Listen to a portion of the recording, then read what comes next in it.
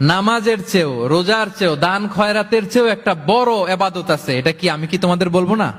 সাহাবারা তো অবাক, নামাজের চেয়েও বড় ইবাদত, রোজার চেয়েও বড়, দানের চেয়েও বড়।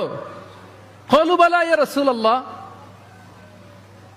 সাহাবারা বললেন অবশ্যই হে নবী, হ্যাঁ আপনি বলেন সেটা কি? বিষ্ণু সাল্লাল্লাহু আলাইহি ওয়াসাল্লাম বললেন ইসলাহু যাতিল বাইন, বিবাদমান দুই গ্রুপকে মাঝখান দিয়ে যে মিলিয়ে দেয়া। নামাজের চেয়েও বড়, রোজার চেয়েও, সাদাকার চেয়েও বড়, মিলায়া দেওয়া। আমরা মনে করি সেজদা দিতে দিতে কপালে দাগ ফেলে দিছি, এটাই তো বড় ইবাদত। এটা তো নিঃসন্দেহে বড় ইবাদত। আমরা মনে করি হজ করতে করতে শেষ করে ফেলতেছি, এটাই বড় ইবাদত। জিকির করতে করতে আমরা দিনরাত এক করে ফেলতেছি, এগুলো তো নিঃসন্দেহে ইবাদত। কিন্তু দুই ভাই বিবাদমান দুই গ্রুপের মধ্যে আপনি যদি মিলিয়ে দেন, এগুলো নফল রোজা, নফল দান, নফল সালাতের চেয়েও বেশি সওয়াবের কাজ। পড়েন সুবহানাল্লাহ।